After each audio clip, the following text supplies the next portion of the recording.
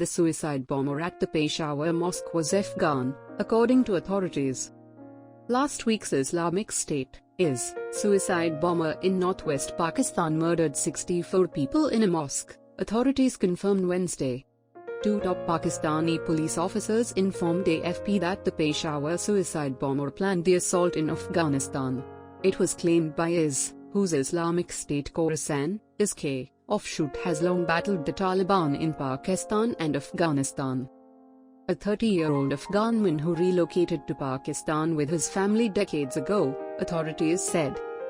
An official told AFP that the bomber returned to Afghanistan, trained and returned without alerting his family. ISIS-Khorasan is posing a serious danger to us. They are based in Afghanistan but have sleeper cells here. Requests for reaction from Taliban officials went unanswered.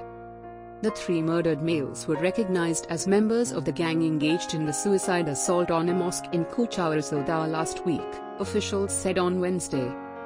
Authorities raided the home of the suicide bomber's father in Koocha, Jimru, Khyber district, on Tuesday.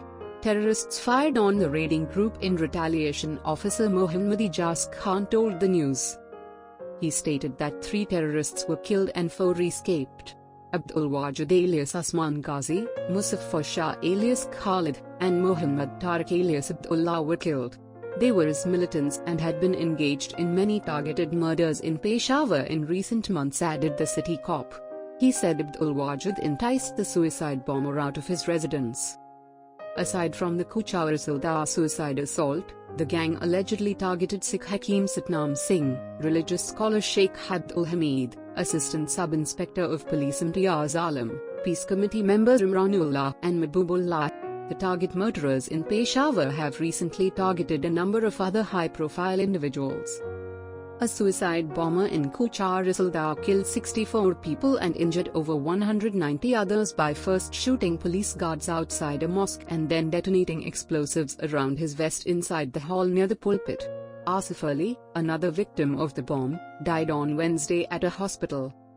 Soon after the attack, prominent police authorities hinted at identifying the jihadist network responsible for recent attacks in Peshawar. A top officer identified the suicide bomber as a Husnullah from rural Peshawar, and the 2 facilitators as Hussain Shah alias Asad from Khyber and an unknown individual known only by his code names Tariq and Khalid. Officials say the suicide bomber's father was brought into prison and the network was dismantled in Jimru. Authorities say Husnullah, the bomber, was a 9th grade student at a private school on Warshak Road before he departed for Afghanistan training 18 months ago. A news conference by a capital city police officer and a provincial government spokeswoman planned for Wednesday had to be postponed since information and photographs of the murdered terrorists' corpses were already viral on social media since Tuesday night. Even after the news went viral on social media, top officers stayed silent when contacted by the media for comment. He claimed the supervisors were enraged and sought answers from several police wings about how and why sensitive material was repeatedly leaked on social media over the course of the inquiry. Hours later, police had substantial leads in the case.